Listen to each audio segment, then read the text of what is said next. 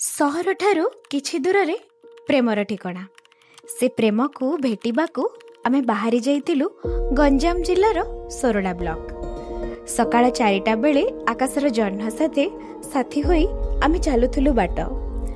बुद्ध पूर्णिमार जह्न को साथी करी ता साथी रे बाट चलिबार अनुभूति खूब चित्ताकर्षक।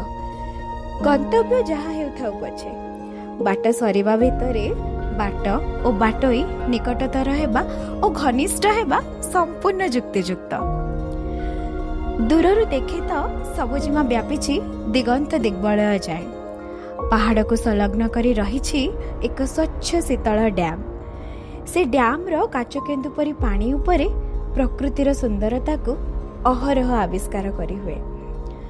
पहाड़ को समांतर करी दूररू शक्त भावरे छिड़ा होइछि खुंटेश्वरी मंदिर। कुहा जाए एठू किए खाली हाथ रे फेरिनी। माँ मन जाणी अजाड़ी दिए स्नेह श्रद्धा और आशीष। सकाळर चित्र आंकी होइछि पूरा आकाश सारा। सूर्य किरण समय समय रे नील आकाश बुकुरु ता परिचय देउछि। लागुछि सते जेपरि से लुचकाळी खेलिबारे खूब व्यस्त। दूररू मार मंदिर छिड़ा होई देखुछि ए प्रकृति को भक्त मानंको ओ बारंबार ढाली चलीछि तार असीम आशीर्वाद।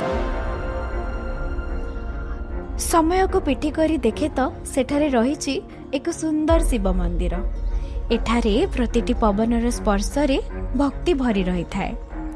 एही पवित्र धाम रे निरवता भी ओम नमः शिवाय कहे। शिवंक शरण रे निजको समर्पण करिदेले जीवन रे सब कष्ट जंत्रणारू मोक्ष प्राप्ति हुए।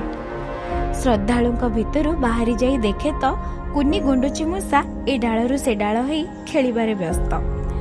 पवनर नीरव छाती उपरे पानी रे असंख्य तरंग। एमिति लागे नाविकर कातर मृदु कंपन रे भरी रहिछि एक अकुहा प्रार्थना। एही शांत परिवेश रे मनर गभीररू आसे एक अजଣା डाक। सते जेपरि से हाथ ठारी पाखकु डाकुछि।